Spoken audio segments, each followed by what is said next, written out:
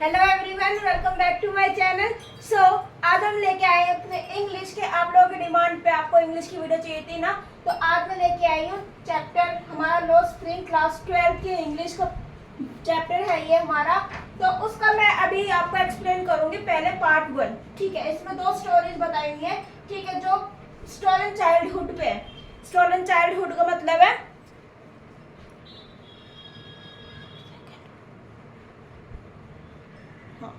Stolen childhood का मतलब है कि वो अपने बचपना खो देते हैं, ठीक है। क्या कर देते हैं? वो अपने बचपना खो देते हैं।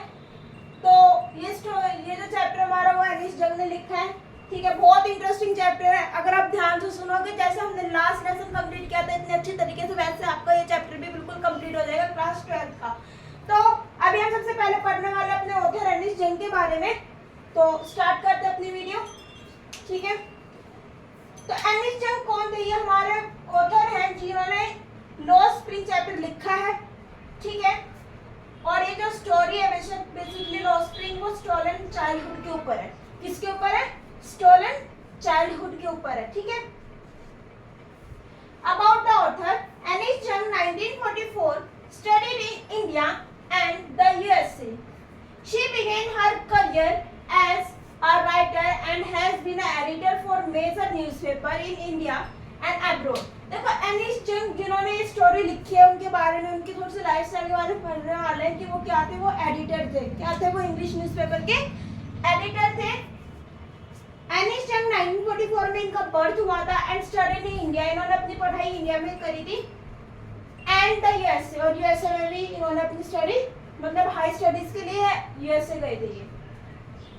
She began her career as the writer and has been an editor for major newspaper. ये क्या रहे हैं? ये राइटर भी रहे हैं, बहुत सारी बुक्स लिखी इन्होंने, और न्यूज़पेपर के एडिटर में भी इन्होंने जॉब की है इंडिया के अंदर एंड अब्रॉड, और अब्रॉड में भी यानी विदेश में भी। She has also authored several books. इन्होंने काफी सारी अपनी बुक्स लिखी हुई है। हर बुक्स लो स्प्रिंग, उनमें से एक बुक का है, उनमें से एनिस जंग की एक बुक है जिनका नाम है लो स्प्रिंग, यानी जो हम चैप्टर आज पढ़ने वाले हैं लो स्प्रिंग, ये उनकी बुक है, ठीक है। बुक का नाम है, उनमें से उस बुक में से 2 पार्ट लिए गए। पहला 2 स्टोरीज ली गई है, इस पे हम बच्चों के बचपना खो देते हैं। वो काम के चक्कर में, रोजगार के चक्कर में अपना बचपना छोटी छोटी उम्र में उनको काम करने में लगा दे जाते हैं, जिस वजह से अपना बचपना खो देते हैं। तो वो हम पढ़ेंगे, ठीक है। स्टोरीज ऑफ स्टोलन चाइल्डहुड, वो अपने बचपना खो देते हैं, ठीक है। एक जो नॉर्मल बच्चा बचपन में, जैसे आप लोग हो, हम लोग हैं, हमने क्या होगा, हमने बचपन में बहुत ज्यादा मजे किए होंगे। किसी ने भी हमें फोर्स नहीं किया होगा कि जाओ बेटा बाहर जाके काम कर लो, पढ़ो मत, बाहर जाके काम कर लो। बोला किसी ने? नहीं बोला ना। लेकिन ये ऐसी चीज, ये स्टोरी ऐसे बच्चों की है जिनको बचपन में पॉवर्टी की वजह से, गरीबी की वजह से उनको बचपन में क्या करना पड़ गया? काम स्टार्ट करना पड़ गया। 2005 focus is on the children from a despairing background. उनका बैकग्राउंड से उनको कोई सपोर्ट नहीं मिली, ठीक है। बैकग्राउंड बहुत बैकवर्ड था इनका, ठीक है। Focusing on children to depute, इन्होंने सिर्फ और सिर्फ किस पे फोकस करा? अर्निंग पे फोकस किया। इन फैमिली ने, ये जो इस चैप्टर में जो फैमिली, इसमें सिर्फ और सिर्फ अर्निंग पे फोकस करा। इनमें यहाँ पे इतनी ज्यादा पॉवर्टी थी, वो अपने बच्चों को पढ़ा भी नहीं सकते थे, ठीक है। एंड छोटे छोटे बच्चों को अपने घर से दूर जाना पड़ता था काम करने के लिए, जिस वजह से वो कुछ पैसे यहाँ पे अपने घर पे ला पाए। तो मैं कुछ स्टोरी आपको बता दी थोड़ी बहुत, लेकिन जब हम चैप्टर स्टार्ट करेंगे अभी, तो उसमें आपको और मजा आने वाला है। इस चैप्टर से बहुत ज्यादा इंटरेस्टिंग है। जो हमने लास्ट लेसन वाली वीडियो डाली थी, उससे भी ज्यादा इंटरेस्टिंग है वाला चैप्टर। अगर आपने वो वीडियो नहीं देखी तो मैं लिंक पिन कमेंट कर दूंगी, सो आप उसको भी देख लें जाके। हमारा चैप्टर नंबर 2 है हमारी फ्लेमिंगो बुक का। सो बच्चों देखो इसमें क्या बता रखा है, आगे हम उसको पढ़ने वाले हैं। अब इसमें हमारा पहला टाइटल आया है, ठीक है। पहला हमारा आया कैरेक्टर साहिब। कौन आए? साहिब। इनका जो पूरा नाम होता है साहिब का, वो होता है साहिब ए अनम। तुम्हारे बुक में लिखा होगा साहिब ए, कुछ ऐसे होगा, साहिब ए अनम, ठीक है। तो इसका मतलब होता है लॉर्ड ऑफ यूनिवर्स। इसके नाम का मतलब है लॉर्ड ऑफ यूनिवर्स, ठीक है। लॉर्ड ऑफ यूनिवर्स, पूरे ब्रह्मांड का लॉर्ड, ठीक है, भगवान। अब जो साहिब था ये रैग पिकर था, यानी मैंने अभी आपको बता दिया रैग पिकर कौन होता है। कौन होता है रैग पिकर? पता है ना रैग पिकर कौन होता है? कौन होता है भाई रैग पिकर? रैग पिकर जो कूड़ा बीनता है, कूड़े को बीनना और उसमें से कुछ कुछ फाइंड करना जो उनके लिए इम्पोर्टेंट हो, यानी कुछ कुछ अच्छा अच्छा फाइंड करना जो उनको मिलता जाए। Every morning the author meets Sahib and his friend scoring 4 गोल। हर सुबह जो हमारा ऑथर है, यानी जो हमारी ऑथर एनिस जंग,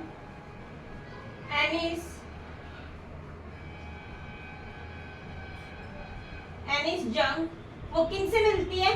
वो मिलती है साहिब से सुबह सुबह एंड हिज फ्रेंड, और साहिब के कुछ दोस्त उनसे, and calling for gold in the garbage dump. वो क्या कर रहे थे? कूड़े के ढेर में होते हैं और वो कुछ ना कुछ खोज रहे होते हैं। तो यहाँ पे खोजने, यहाँ पे मतलब वो अपने मतलब की चीज को ढूंढ रहे होते हैं, ठीक है। Neighbourhood Sahib and his family हेल्स from Bangladesh. Sahib कहाँ का था? साहिब कहाँ से बिलोंग करता था? बांग्लादेश से। बांग्लादेश में वो रहते थे, लेकिन वहाँ पे वॉर हो रहा था जिस वजह से उनको वहाँ से आके मतलब वहाँ से छोड़ना पड़ गया और कहाँ पे आके शिफ्ट हो गए? दिल्ली में एक छोटे से शहर सीमापुरी में आके वो क्या हो गए? शिफ्ट हो गए, ठीक है। But they have left his home for long time. उनको अपना घर छोड़े काफी लंबे समय हो गया था, वॉर के कारण उन्होंने अपना घर छोड़ दिया था। स्टॉर्म बाढ़ आ गई थी, ठीक है, वॉर हो रहे थे, बाढ़ आ गई थी। Storm washed away the field, उनके वहाँ पे बहुत सारे खेत थे, वहाँ पे बाढ़ आने के कारण उन्होंने घर छोड़ा अपना। And the home reducing the state of objects poverty. और वो जब वो दिल्ली में आके सीमापुरी में शिफ्ट हुए तो वो वहाँ पे किस में रहने लगे? कैसी कंडीशन होगी उनकी? पुअर हो गई, यानी वो गरीबी रेखा से, यानी जो गरीब लोग होते हैं वैसे कंडीशन में वो रहने लग गए, यानी उनके घर में एक तरीके से पॉवर्टी आ गई। Which they left behind in the hope of finding a better life, they come the city looking for gold. वहाँ पे भी वो गरीब थे और यहाँ पे भी गरीब रह गए। वो जो गांव में वो रहते थे, ठीक है, साहिब और साहिब की फैमिली वो क्या सोच के आए थे दिल्ली में कि भाई हम दिल्ली जाएंगे, वहाँ पे कुछ थोड़ा बहुत काम करेंगे, कोई काम खोज लेंगे सब लोग और हम क्या हो जाएंगे, धीरे धीरे अमीर हो जाएंगे। लेकिन यहाँ पे ऐसा कुछ भी नहीं हुआ। दिल्ली में आए तो दिल्ली में इनको एक छोटी सी जगह सीमापुरी में रहने को मिला। वहाँ की कंडीशन, गलियाँ इतनी खराब थी, बहुत बेकार गलियाँ थी, बहुत बेकार कंडीशन थी, ठीक है। झोपड़पट्टी में इनको रहना पड़ा। और ये क्या होगा, ये जो सपना लेके आए थे हम और अमीर हो जाएंगे, तो इनके साथ वो नहीं हुआ। यहाँ पे आके वो सिर्फ और सिर्फ एक रैग पीकर की जिंदगी जीने लगे, यानी ऐसे लोग जो सिर्फ कूड़ा बीनते। तो इसकी जो फैमिली है वो बहुत टाइम पहले से क्या करते आई, सारे फैमिली के लोग क्या करने लग गए, दिल्ली आके कूड़ा बीनना स्टार्ट कर दिया, रैग पिकिंग करना स्टार्ट कर दिया। कूड़ा बीनने में उसमें से कुछ ना कुछ फाइंड आउट करना जो काम की चीज हो, ठीक है। तो इतना समझ में आया साहिब ने क्या किया, कैसे हुआ ये हमारा।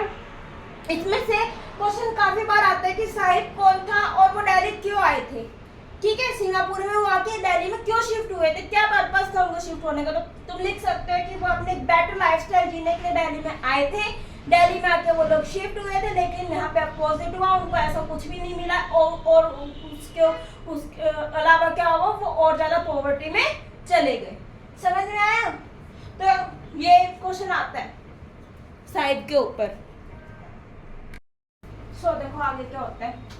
The author asks Sahib why does rag picking and does not go to school।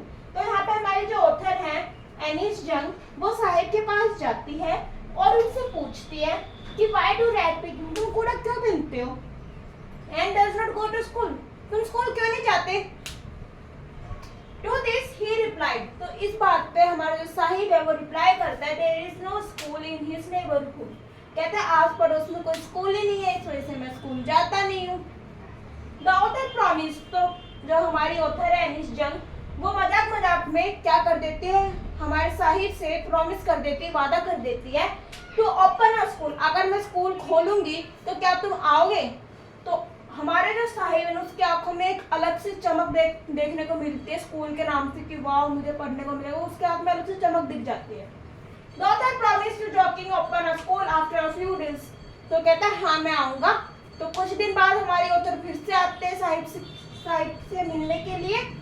After a few days Sahib asked if the author has opened the school, कुछ टाइम बाद और हमारी ऑथर फिर से आती है मिलने के लिए और फिर साहिब भागता भागता ऑथर के पास आता है और कहता है क्या तुम्हारा स्कूल रेडी हो गया बनके? The author is very impressed at having made a promise. तो उस टाइम हमारी जो ऑथर है एनिस जंग, उनको क्या है, उनको बहुत शर्म आ जाती है। क्यों उनको इतना बुरा लगता है? क्यों शर्म आ जाती है उनको? इसलिए शर्म आ जाती है उनको, इसलिए बुरा लगता है क्यों? क्योंकि उन्होंने एक छोटे से बच्चे के अंदर एक ऊर्जा, एक उम्मीद जगा दी थी कि मैं स्कूल खोलूंगी तो तुम स्कूल आओगे। तो उसके मन में, उस छोटे से बच्चे के मन में एक उम्मीद जग गई थी कि हाँ ये आंटी जो है वो स्कूल खोलेंगे और उसके बाद मुझे पढ़ने को मिलेगा। तो भागते भागते ऑथर के पास आता है वो, and he एम्बेस्ड having a promise. तो कहते यार मैंने तो गलती कर दी, इस बच्चे के अंदर आशा लगाते, मैं तो मजाक ही कर रही थी। That was not mean to fulfil in, इसको पूरा करना, एक स्कूल बनाना, उसमें कितने पैसे लगेंगे, कितना खर्चा होगा, ये सब और हमारे ऑथर सोच के बहुत मन ही मन दुखी हो रही थी। Nevertheless, he realized that such promises are made to these children almost every day. तो फिर वो ज़्यादा अपने मन पे नहीं रहते, कहते कि ऐसे तो प्रॉमिस पता नहीं कितने लोग इन लोगों से करते होंगे रोज, और कितने वादे ये तोड़, कितने लोग इनके वादे पूरे ना करते होंगे, यानी तोड़ देते होंगे वादे। ठीक है, तो यहाँ पे बच्चे के मन में आशा जगी हुई है कि वो पढ़ने जाएगा स्कूल में, ऑथर स्कूल खोलेगी। लेकिन यहाँ पे क्या हुआ, ऐसा कुछ नहीं हुआ। ऑथर ने मजाक में बोला था, बच्चा सीरियस ले गया उसे, और यहाँ पे क्या होता है वो अपने मन को समझाती है। ऑथर कैसे प्रॉमिस इनसे रोज करे जाते हैं भाई, ठीक है, आज कोई नई बात नहीं है, ऐसे वादे करके लोग हजारों वादे तोड़ते हैं इनसे करके। ठीक है, समझ में आया? सो स्टूडेंट्स देखो, अब हम इस चैप्टर को अपना आगे कंटिन्यू कर रहे हैं। ठीक है, अब ये जो चैप्टर था हमारा लॉस्ट स्प्रिंग, देख सकते हैं चैप्टर का नाम लिख देती हूँ, लॉस्ट स्प्रिंग क्लास 12 स्टूडेंट्स। ठीक है, इंग्लिश का हमारा ये चैप्टर है। ये चैप्टर मैं आपको आधा एक्सप्लेन कर चुकी हूँ। सो अभी हम चैप्टर को आगे देखते हैं। ठीक है,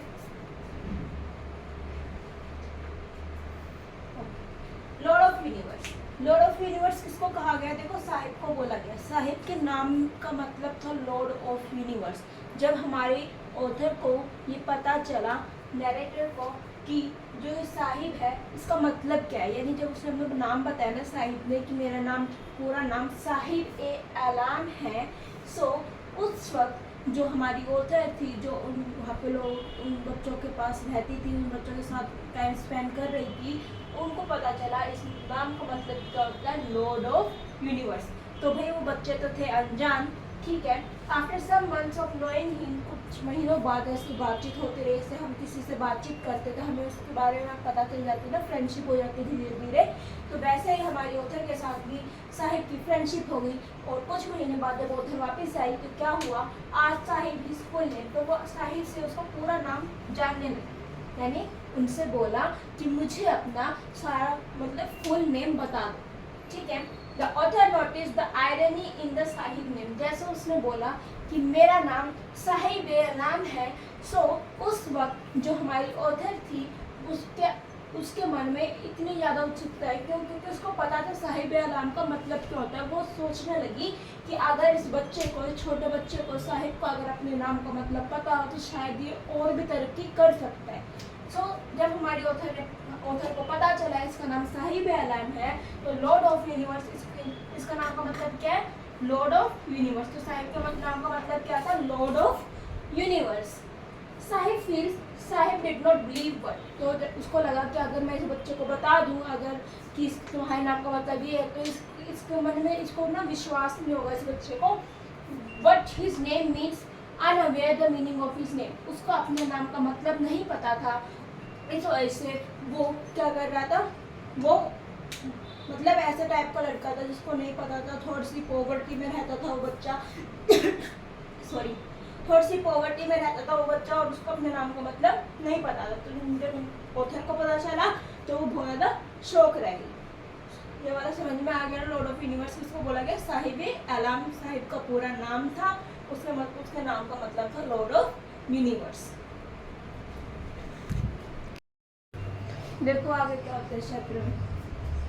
Sahib roams barefoot on the street. जो साहिब होता है वो नंगे पैर यानी पैरों में चप्पल नहीं होती है उसके, वो गली में घूम रहा होता है विद हिज गैंग, अपने अपने दोस्तों के साथ, गैंग का मतलब है अपने दोस्तों के साथ, फ्रेंड्स के साथ, ठीक है, आस पड़ोसी के साथ, अपने दोस्त साथ क्या होता है, गली में घूम रहा होता है। The author curiously asked why they don't wear slippers, तो वहाँ पे ऑथर आ जाती है, ऑथर उससे बहुत वैसे मतलब धीमी आवाज में पूछती है कि तुमने चप्पल क्यों नहीं पहनी है, पैरों में तुमने अपने चप्पल क्यों नहीं पहनी हुई है, साहिब से वो पूछती है।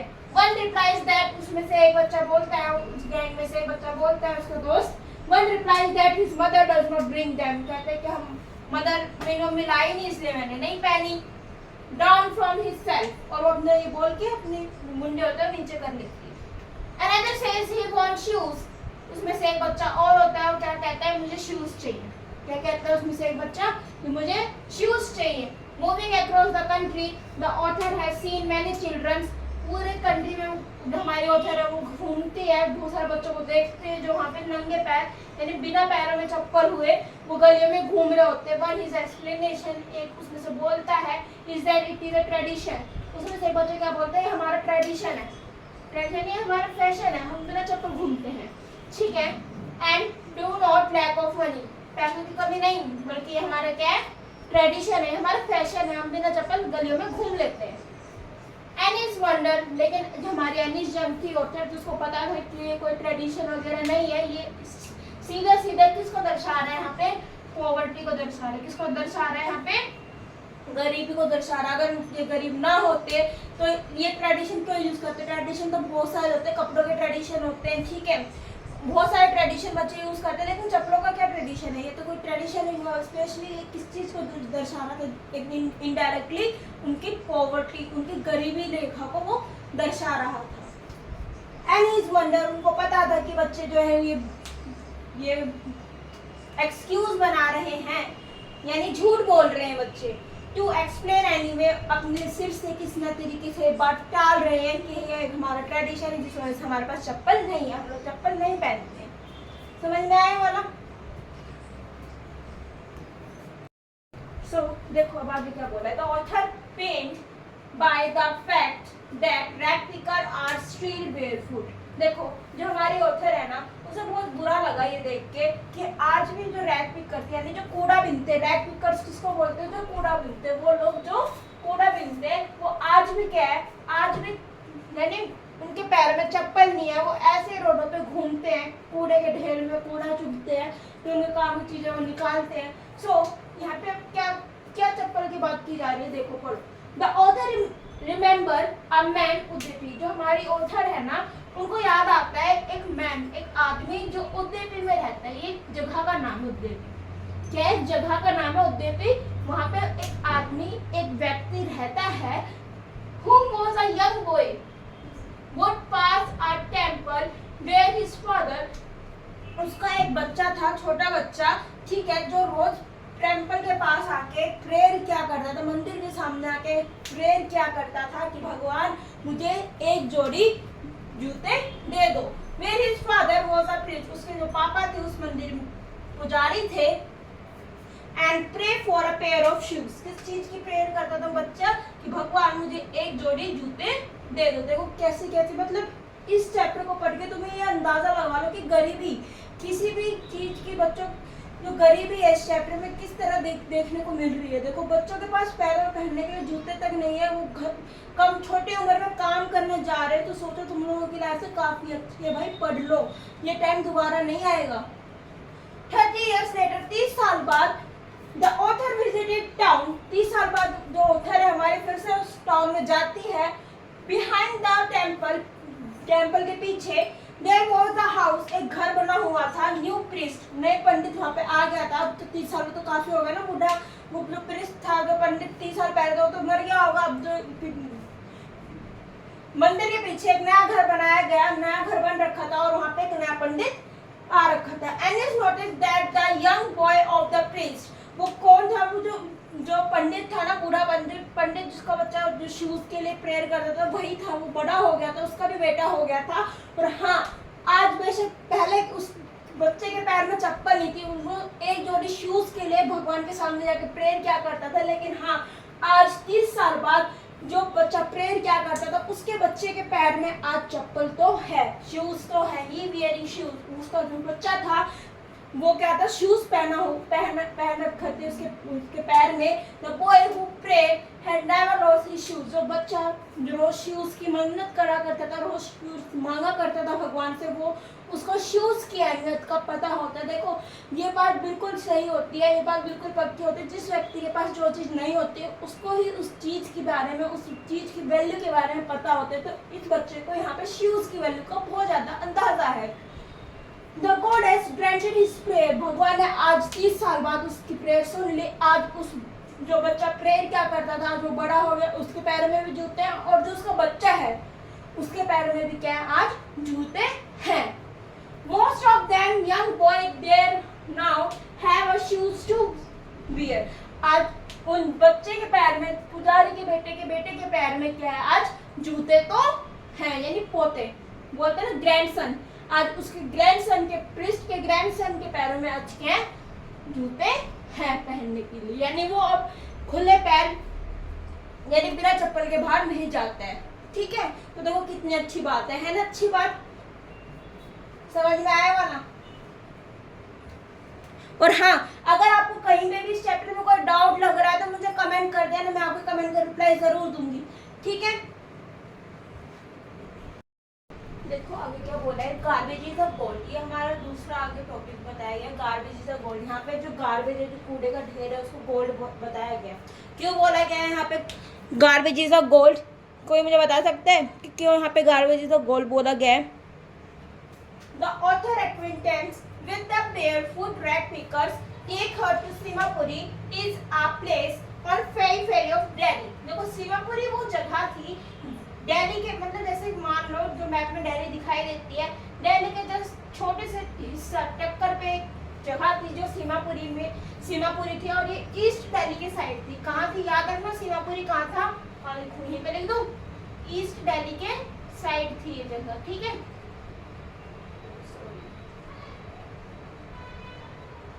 ठीक है, is a place on the periphery of Delhi yet miles away from it, यानी से कुछ दूर, ठीक है, थोड़े से दूर पे ही ईस्ट दिल्ली के साइड ये थी। and metaphorically the place is a home to 1000 other shoeless rag pickers, सही भी नहीं, उसके अलावा 1000 बच्चे और जिनके पैरों में जूते नहीं थे, वो रैग पिकर्स थे। रैग पिकर्स मैं आपको पहले बता चुकी हूँ, रैग पिकर्स किसे बोलते हैं, रैग पिकर्स उन्हें बोला जाता है जो कूड़ा बीनते हैं। लाइक साहिब की तरह 1000 और बच्चे जो ऐसे कूड़ा बीना करते थे, कूड़े में कुछ मतलब छाटते रहते थे, ढूंढते रहते थे। They are all Bangladeshi refugees, ये सारे क्या थे, बांग्लादेशी रिफ्यूजी थे। क्या थे सारे, बांग्लादेशी रिफ्यूजी, यानी बांग्लादेशी थे,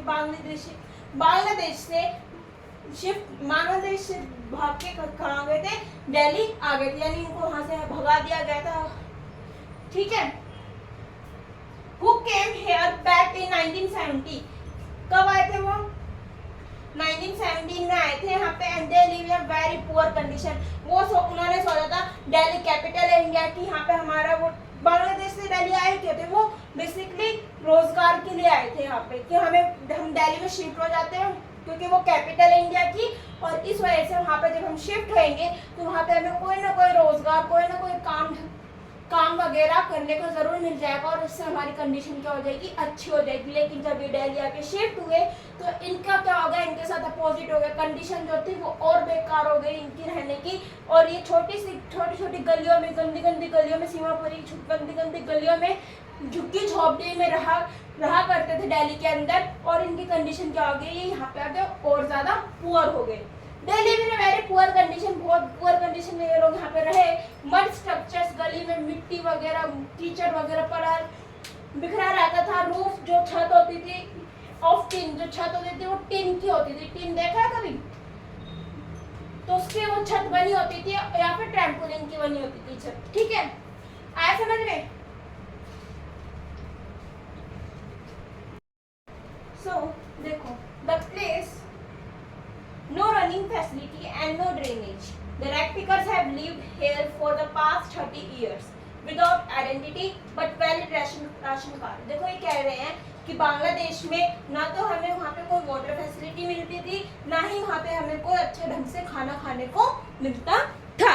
लेकिन यहाँ पे जब से हम दिल्ली में आके शिफ्ट हुए हैं, the rag pickers had lived Delhi में कब से रह रहे रैग पिकर्स? 30 साल से, पास्ट 30 ईयर से वो यहाँ पे रह रहे हैं विदाउट एनी आइडेंटिटी। इनकी कोई यहाँ पे पहचान नहीं, यहाँ पे इनका कोई आईडी कार्ड नहीं है जिससे हम इनको जाने कि यहाँ पे रैग पिकर्स रहते हैं। जैसे कि हम लोगों का आधार कार्ड वगैरह होता है ना बड़े लोगों का, वैसे इनके पास ऐसा कोई भी आधार कार्ड वगैरह नहीं है। लेकिन गवर्नमेंट ने इनको इतनी तो फैसिलिटी दी हुई है दिल्ली के अंदर जब ये रह रहे हैं कि इनके पास खुद के राशन कार्ड्स हैं। मीन्स इनको फूड के लिए तो यानी खाने के लिए तो यहाँ पे कोई प्रॉब्लम फेस नहीं करनी पड़ती दिल्ली के अंदर।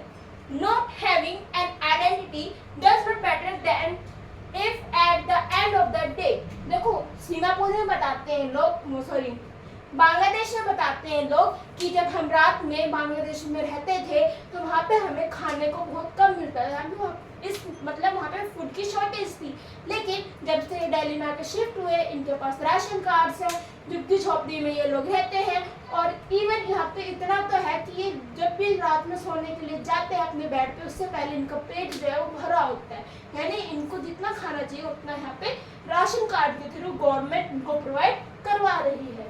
सो गवर्नमेंट देखो कितना अच्छा काम कर रही है। They prefer to live here rather than in the fields at home which give no grain। इनके ढाका में फील्ड्स भी थे, ठीक है, स्टॉर्म में वो सारे खराब हो गए, फील्ड्स वगैरह को छोड़ के इनको यहाँ पे आके रहना पड़ गया। दे who once lived in a beautiful land of green field and river, वहाँ पे बहुत सुंदर सुंदर इनके बड़े बड़े खेत थे, खेती की हुई थी इन लोगों ने, रिवर्स थी, where they find a food in their tent। लेकिन दिल्ली में आके इनके यहाँ पे बुरी कंडीशन हो गई, टेंट में ये लोग रहने लग गए और इनकी सारी हैप्पीनेस चली गई। यानी यहाँ पे पहले जो वो ये लोग ढाका में रहा करते थे, वहाँ पे क्या था, वहाँ पे इनके खुद के खेत थे, वहाँ पे खेतों में काम क्या करते थे, टाइम टू टाइम राशन पानी मिल रहा था। लेकिन यहाँ पे आके दिल्ली में आके इनको काम तो नहीं मिल रहा ज़्यादा अच्छा, ये रैग पिकिंग ही कर रहे हैं, यहाँ पे भी कूड़ा ही मिल रहे, लेकिन इनके पास इतना तो है, गवर्नमेंट इनको राशन कार्ड दे रही है जिस वजह से इनके पास भर पेट खाना आ रहा है दिल्ली में। सो गवर्नमेंट यहाँ पे इनको फूड दे रही है, इस वजह से यहाँ पे क्या है अपना काम गुजारा कर रहे हैं दिल्ली के अंदर। समझ में आया? ये बहुत इंटरेस्टिंग है टॉपिक। सो आज हम अब आगे देखने वाले हैं लो स्प्रिंग का। अब हम इस चैप्टर कंटिन्यू कर रहे हैं आगे। Children are born in them and become partners in survival. देखो बड़े तो बड़े बच्चे भी इस चीज में शिकार होने लग गए थे कि छोटे छोटे बच्चों को भी इनको काम करने के लिए बोला जाता था, मजबूर कर दिया जाता था। And survival in Seemapuri means rag picking, मतलब सीमापुरी में रहने का मतलब ही क्या था, रैग पिकिंग करना, कूड़ा बिनना। वहाँ पे ज्यादातर जो भी रैग पिकर्स हुआ करते थे क्या करा करते थे, रैग पिकिंग क्या करते थे, जो ढाका से आए हुए थे। हैज बिकम एन आर्ट, वो उनके ये चीज रैग पिकिंग करना एक कला बन गई थी आपके समय के साथ साथ। Garbage is gold for this rag picking, garbage उनके लिए गोल्ड होता था बच्चों के लिए, और जिसमें वो तरह तरह की चीजें क्या करा करते थे, रैग यानी खोजा करते थे। It is their only support and means of income.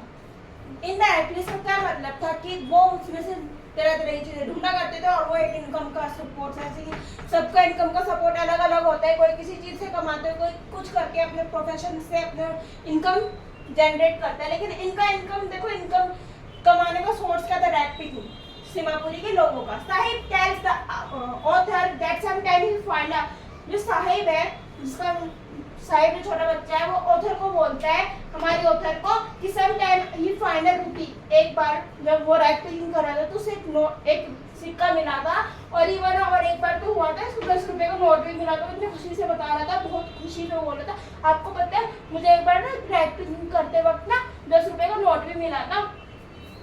Anis realized that garbage holds a different meaning in both the parents and children।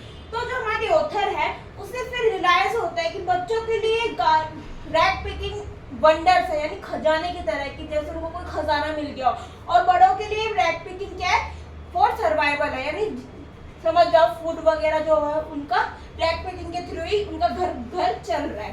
ठीक है, तो ये क्वेश्चन आ सकता है चिल्ड्रंस के लिए रैग पिकिंग क्या है और बड़ों के लिए रैग पिकिंग क्या है। For parents it is source of livelihood, बड़ों के लिए रैंकिंग क्या रहने का एक साधन है, ठीक है, वहाँ पे सरवाइव करने का एकमात्र सहारा है। Provide them to food and shelter, से उनको फूड भी मिलता है, खाना भी मिलता है, रहने के लिए जगह भी मिलती है।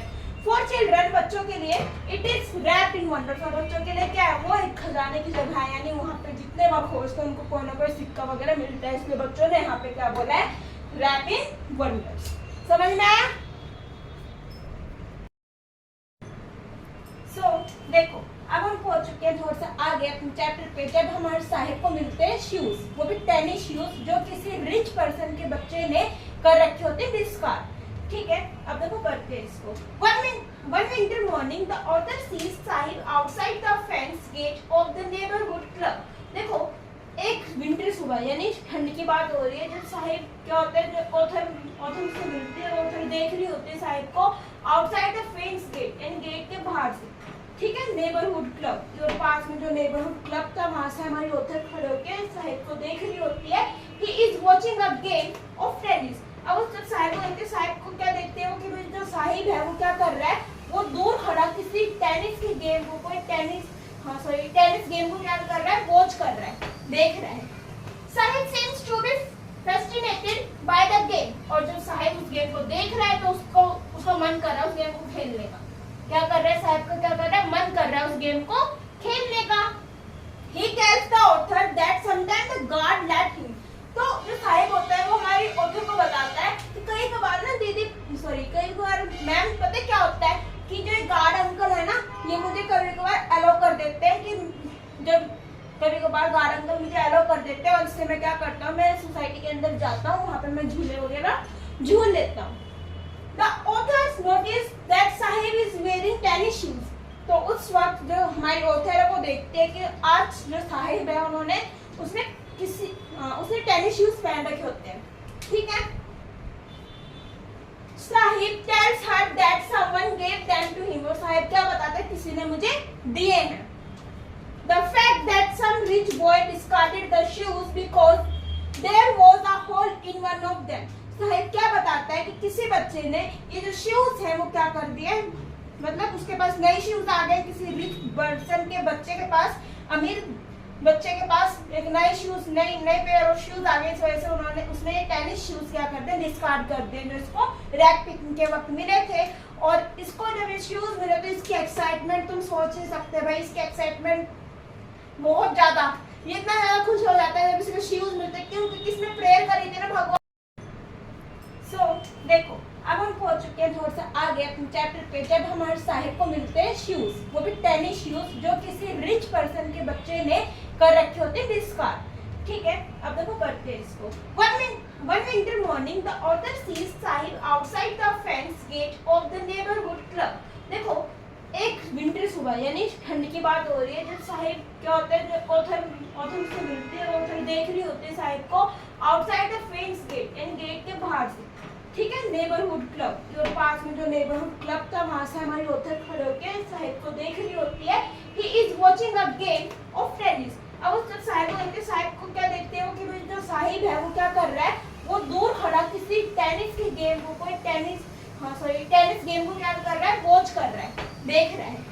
Saheb seems to be fascinated by the game, और जब साहिब उस गेम को देख रहा है तो उसका मन कर रहा है उस गेम को खेलने का।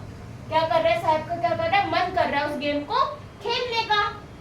He tells the author that sometimes the guard let him. तो जो साहिब होता है वो हमारी ऑथर को बताता है कि कई बार ना कई बार मैम पता है क्या होता है कि जो गार्ड अंकल है ना, ये मुझे कभी कभार अलाउ कर देते हैं, कि जब कभी कभार गार्ड अंकल मुझे अलाउ कर देते हैं, और इससे मैं क्या करता हूँ, मैं सोसाइटी के अंदर जाता हूँ, वहाँ पे मैं झूले वगैरह झूल लेता हूँ। The authors notice that Sahib is wearing tennis shoes. तो उस वक्त जो हमारी ऑथर है वो देखते हैं कि आज जो साहिब है उसने टेनिस शूज पहन रखे होते हैं, ठीक है। Sahib tells her that someone gave them to him, और साहिब क्या बताता है, किसी ने मुझे दिए हैं। The fact that some rich boy discarded the shoes because there was a hole in one of them. Sahib क्या बताता है कि किसी बच्चे ने ये जो शूज है वो क्या कर दिए, मतलब उसके पास नए शूज आ गए, किसी रिच पर्सन के बच्चे के पास, अमीर बच्चे के पास एक नए शूज नए पेयर ऑफ शूज आ गए, इस वजह से उसने टेनिस शूज क्या कर दिया, डिस्कार्ड कर दिए जो इसको रैक पिकिंग के वक्त मिले थे। और इसको जब ये शूज मिले तो इसकी एक्साइटमेंट तुम सोच ही सकते हैं भाई, इसकी एक्साइटमेंट बहुत ज्यादा, ये इतना ज्यादा खुश हो जाता है जब इसको शूज मिलते हैं। क्यों? क्योंकि इसने प्रेयर करी थी ना भगवान को कि भगवान जी मुझे एक जोड़ी जूते दिला दो, तो इसको जूते मिल जाते हैं। और क्या वो कहता है भगवान जी मुझे एक जोड़ी जूते दिला दो, जिस वजह से मैं क्या करूं, मैं भी मेरे जो पैर है जिसमें कभी चप्पल नहीं आई है, तो मेरे पैरों में भी चप्पल दिला दो। तो आज उसकी जो विश है वो फुलफिल हो गई थी। उसको क्या मिल गए थे, एक कबाड़ में, यानी एक जहाँ पे मतलब पूरा कबाड़ा बोलते हैं, पुरानी चीजें रखी रहती है, वहाँ पे क्या मिल गया था, रैक पिकिंग करते वक्त एक अमीर बच्चे ने टेनिस शूज को क्या कर दिया था, डिस्कार्ड कर दिया था। तो वो जब उसको हमारे साहिब को जब ये शूज मिलते हैं तो साहिब बहुत ज्यादा खुश हो जाता है, वो बहुत ज्यादा उछलता है। बेशक उसमें एक होल था शूज में, एक साइड एक पेयर ऑफ शूज में होल था, पर फिर भी वो उस टाइम पे उस होल को नहीं देखता है, वो सिर्फ क्या देखता है, उसकी विश फुलफिल हो गई थी। वो क्या चाहता था, शूज चाहता था, वो शूज मिल गए थे। और अब वो कहाँ जाता है, अब वो गार्डन के लिए पास जाता है, वहाँ पे टेनिस खेलता है। समझ में आया? For the Saheb who is walk a whole life, वो बच्चा साहिब, वो बच्चा जो पूरी जिंदगी बिना चप्पल के घूमा है, उसे आज शूज मिल गए थे और उसके लिए ऐसा हो गया था कि मेरा सपना साकार हो गया, कि मेरा सपना आज सच हो गया। सो देखो, लॉस्ट स्प्रिंग जो हमारा चैप्टर हम कर रहे हैं, अब हम धीरे धीरे चैप्टर में और आगे बढ़ते हैं। Saheb no longer his own master, अब जो साहिब था, ये जो बच्चा था, अब क्या हो गया था, ये खुद अपनी जिंदगी में खुद का मालिक नहीं रहा था, यानी अब ये किसी के अंडर काम करने लग गया था, वो भी 800 रुपए महीने में। One morning the author sees Saheb, एक सुबह ऑथर फिर से साहिब से मिलती है। Saheb on his way to the milk booth, रास्ते मिलती है, उसके हाथ में मिल्क बूथ होता है, यानी दूध जिसमें जो दूधियों के पास होता है, जो इतना बड़ा सा कैनिस्टर होता है, वो होता है उसके हाथ में, और वो कहीं काम करने लग गया। He is carrying a steel canister, उसने हाथ में स्टील का कैनिस्टर ले रखा है। He is informed the author that now he work at tea store, वो ऑथर को क्या बताता है, हमारे ऑथर को, कि ऑथर मैं अब कहाँ पे काम करने लग गया हूँ, मैं एक चाय की दुकान पे काम करने लग गया हूँ। And he paid 800 rupees and all his meal, और क्या कहता है कि मुझे महीने के 800 रुपए भी मिलते हैं और रोज का तीन मील का खाना भी मुझे मिलता है। ठीक है, 3 टाइम का मुझे खाना भी मिलता है। But the author feels that Sahib is not happy, लेकिन फिर ऑथर देखती है कि वो जो साहिब है वो अपने वर्क से खुश नहीं है, वो अपने प्रोफेशन से खुश नहीं है।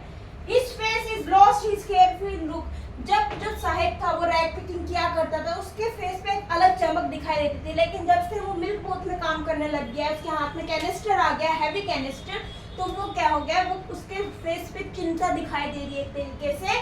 ठीक है, वो अपनी हैप्पीनेस खो चुका है। The steel canister seemed heavier, जो स्टील कैनिस्टर साहिब उठाता है वो काफी भारी है। ठीक है, then the plastic bag, एक टाइम था जब साहिब के हाथ में प्लास्टिक बैग हुआ करता था, वो रैक पिकिंग क्या करता था, लेकिन आज उसके हाथ में एक भारी भरकम कैनिस्टर है, उससे भी भारी। The bag was his, but the canister belonged his owner of the tea store, जो बैग था साहिब के हाथ में पहले जब वो रैक पिकिंग क्या करता था, तो वो उसका खुद का बैग था, वो पहले खुद का मास्टर था, अपनी लाइफ में खुद का मास्टर था। लेकिन जब से उसने मिल्क बूथ में काम करना स्टार्ट कर दिया, मिल्क के टी स्टॉल पे काम करना स्टार्ट कर दिया है, तब से क्या हो गया, वो जो कैनिस्टर है वो उससे भी ज्यादा भारी है और वो खुद का मास्टर नहीं रहा है, वो किसी और का कैनिस्टर है।